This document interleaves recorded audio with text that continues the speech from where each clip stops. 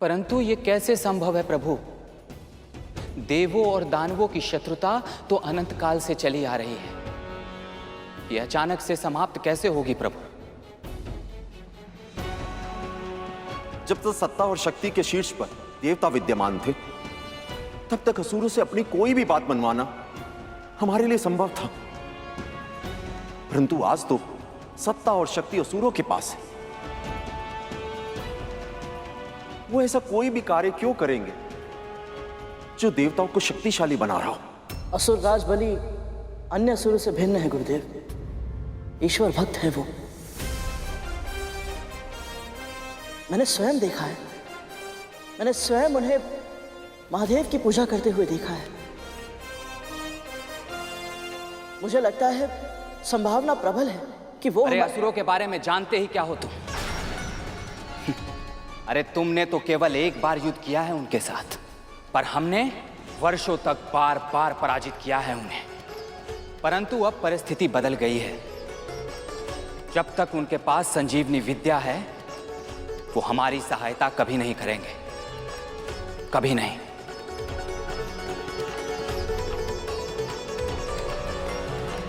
संजीवनी विद्या के कारण इस समय शक्ति का समीकरण असुरों के पक्ष में है। पर यदि कोई ऐसी वस्तु हो जिससे शक्ति का समीकरण संतुलित हो जाए, तो आपके कहने का अर्थ क्या है प्रभु? समुद्र मंथन में एक ऐसी वस्तु भी उत्पन्न होगी जिसकी शक्ति संजीवनी विद्या से भी अधिक होगी।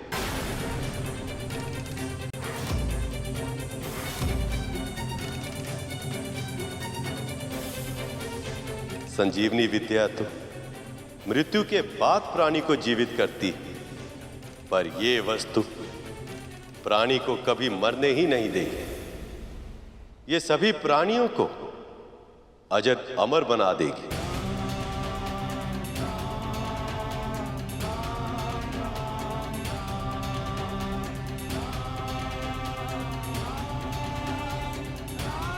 प्रभु, ऐसी कौन सी वस्तु है ये?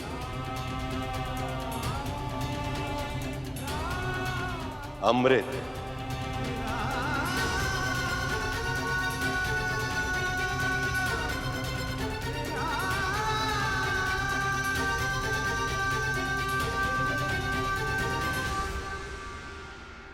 अमृत? जी देवराज, ये सत्य है। समुद्र के गर्भ में अमृत भी है।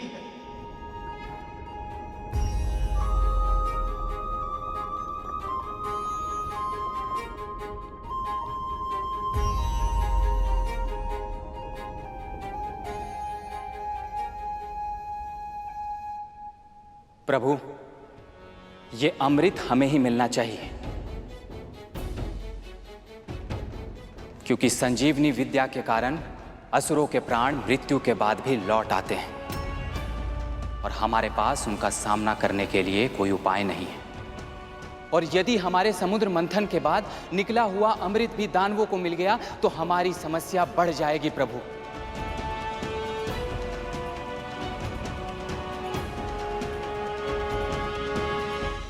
क्षमा करिए प्रभु, क्षमा करिए, पर हम ऐसा नहीं कर सकते। असुर सम्राट बलि से संधि नहीं कर सकते हैं हम प्रभु।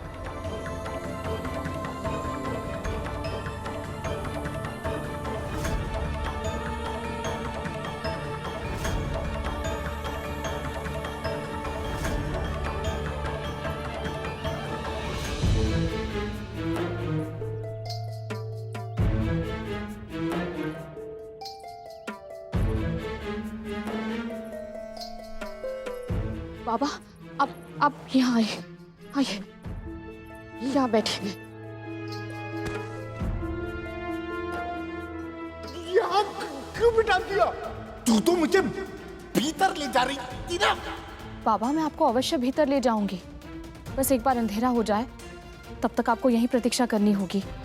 अंधेरा होने के बाद अगर भीतर नहीं ले जाना था तो इतना कष्ट देकर मुझे इतनी दूर बाबा आप थोड़ा शांत हो जाइए। अगर किसी ने सुन लिया तो। सुन लिया तो सारी सुख सुविधाएं सामने देखने के बाद भी नरक जैसी अवस्था में यहां बैठा रहूंगा। मुझे कैसा लगेगा? कैसा लगेगा? ये महल मेरा नहीं है बाबा, ये मेरी बड़ी बहन का है। मैं तो केवल एक दासी हूँ। पर आप चिंता मत कीजिए, मैं आपको अपनी कुटिया में लेकर जाऊंगी। बस संध्या तक प्रतीक्षा करनी होगी। कुटिया में ले जाएगी? वहां मुझे कौन सी सुख सुविधा मिलेगी? वहां तो बिछोना भी मेरी पीठ में चुभेगा। इससे अच्छा तू मुझे वापस वही जंगल में छोड़ दे। मैं आपका पूरा ध्यान रखूंगी बाबा, आप बस शांत हो जाइए। यदि मेरी स्वामिनी को पता चल गया तो वो ना आपको यहाँ रहने देंगी ना मुझे।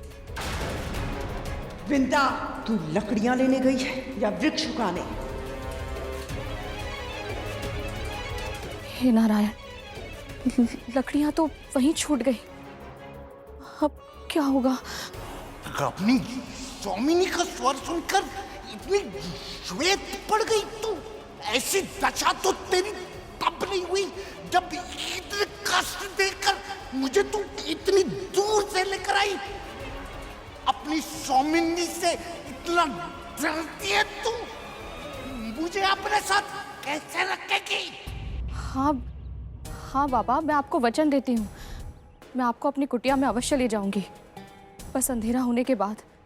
यदि तेरी स्वामिनी ने मुझे यहाँ से निकलवा दिया तो? ऐसा नहीं होगा बाबा, मेरी बहन के मुख से कड़वे वचन अवश्य निकलते हैं, पर वो हृदय से बुरी नहीं है।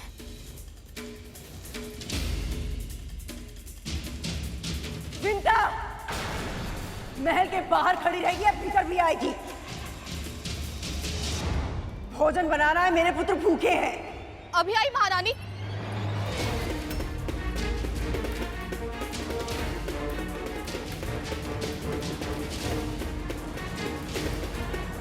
शीघ्र लौट आना। संध्या होने से पहले मुझे यहाँ से लेकर जाना। यदि ऐसा नहीं किया तो ऐसा श्राप दूंगा कि तेरा बाकी का जीवन और भी अधिक कष्टों से भर जाएगा, समझी?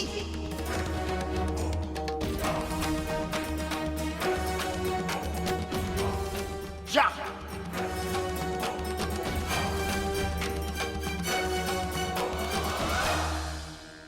वन जाने से पहले ये इतनी प्रसन्न थी कि अब जीवन में कुछ भी बुरा क्यों ना हो जाए, इस पर कोई प्रभाव नहीं पड़ेगा। किंतु अचानक ये थर थर कांप रही है। ऐसा क्या हुआ इस बीच?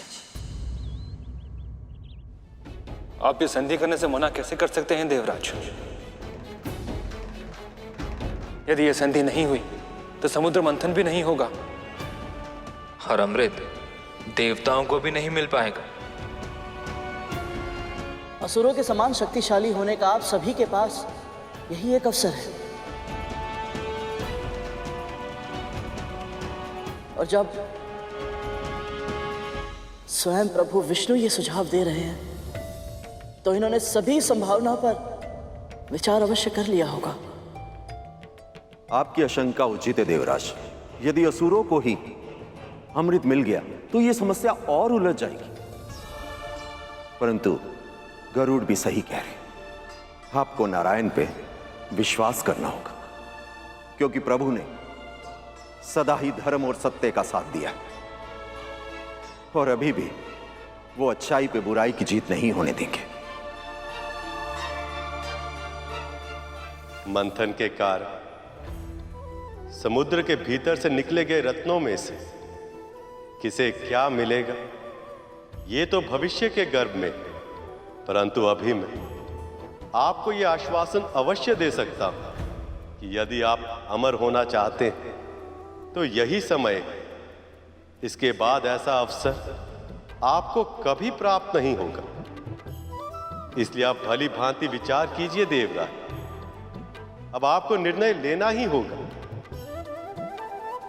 कि आप अपने भय को जीतने देंगे या मुझ पर अपने विश्वास को विजयी बनाएंगे। प्रभु, आप पर विश्वास ना करने का तो प्रश्न ही नहीं उठता, पर देव और दानवों की संधि अकल्पनीय है। पर यदि क्षीर सागर का मंथन ही आपकी इच्छा है तो हम सब देव ये संधि अवश्य करेंगे।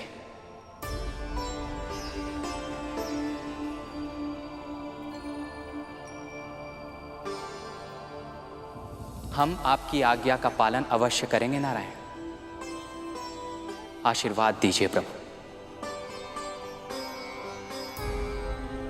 कल्याण हो।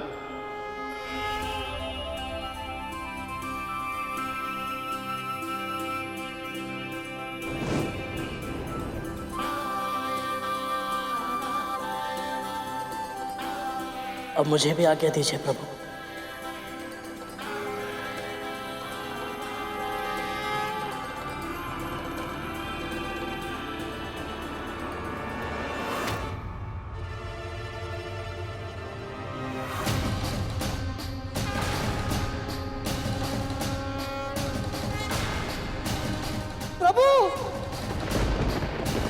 प्रभु,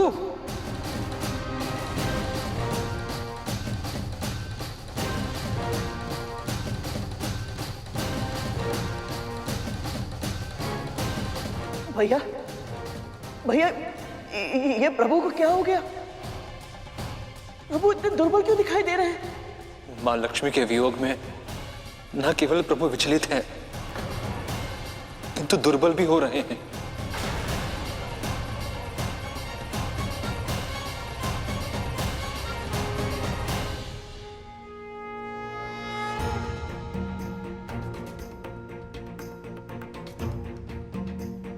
दुर्बल नहीं,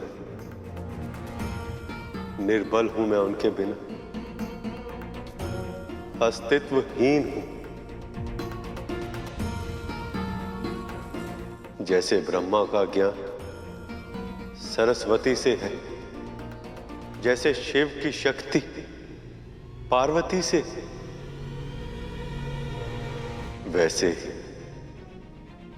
लक्ष्मी केवल मेरी अर्धांगिनी नहीं, मेरा उत्साह, मेरी ऊर्जा, मेरी प्रेरणा है लक्ष्मी। ये विरह देवी लक्ष्मी से भी सहा नहीं जा रहा है और उनकी पीड़ा का आभास मेरे बल को, मेरी इच्छा शक्ति को और भी कम कर रहा है।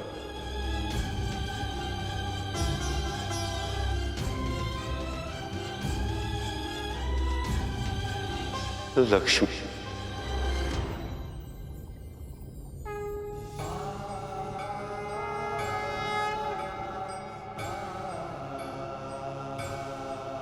नारायण, नारायण।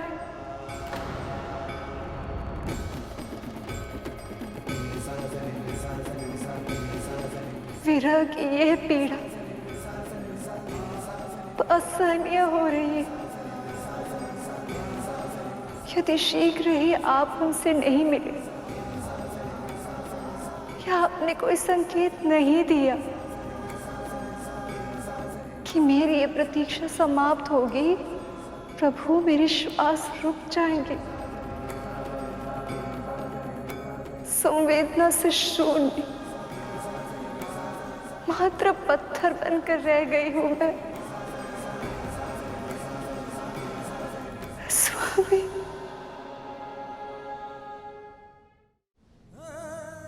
प्रभु, जब आप और माता लक्ष्मी एक दूसरे के बिना इतने कष्ट में हैं, तो आप दोनों एक क्यों नहीं हो जाते? क्यों एक ऋषि के श्राप के कारण इस तरह विवश है आप? जिन नियमों के अनुसार ऋषियों के श्राप का मान संसार के सभी जीव जंतु, मनुष्य, यहां तक स्वयं ईश्वर को भी करना पड़ता, वह सारे नियम मैंने ही बनाए। यदि मैं ही उन्हें तोड़ दूंगा तो शेष सभी उसका पालन कैसे करेंगे? श्री को इस संसार में लौटाने के लिए, देवी लक्ष्मी को विष्णु लोक में उनका स्थान फिर से दिलाने के लिए जो आवश्यक है, वो सब करने के लिए अपनी ऊर्जा का अंतिम कण भी प्रयोग कर रहा हूं मैं। किंतु हर बीते क्षण के साथ ये मेरे लिए और भी अधिक कठिन हो रहा है। मुझे तो भय है कि लक्ष्मी के साथ के बिना मैं ये कार्य पूरा कर भी पाऊंगा या नहीं।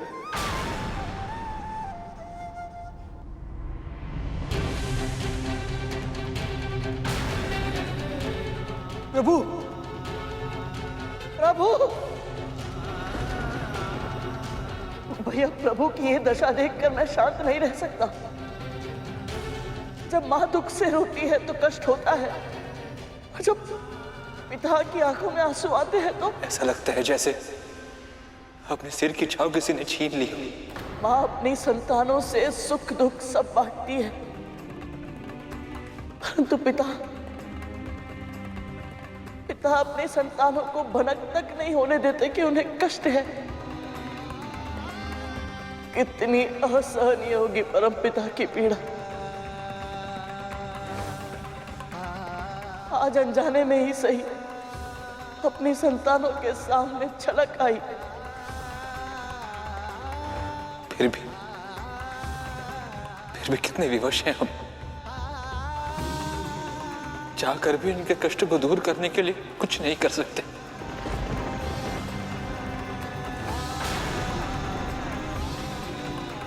मैं कर सकता हूं भैया।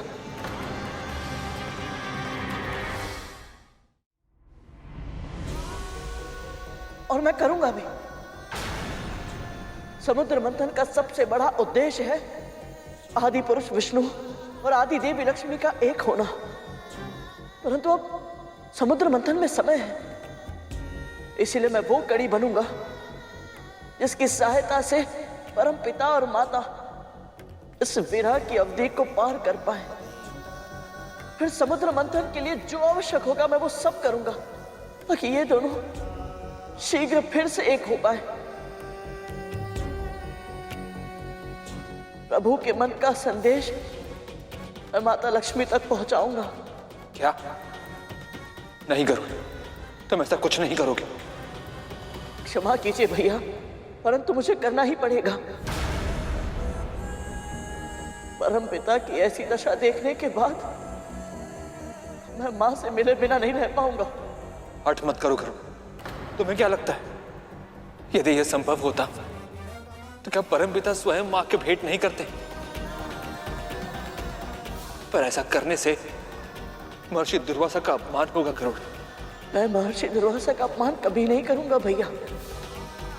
महर्षि के श्राप ने परम पिता और माता को बाध्य किया है, उनके इस पुत्र को नहीं। मैं इन दोनों के बीच एक दूत का कार्य करने के लिए स्वतंत्र हूं। गरुड़, मेरे भाई, मुझे लगता है कुछ भी ऐसा करने से पहले तुम्हें प्रभु की आज्ञा ले लेनी चाहिए।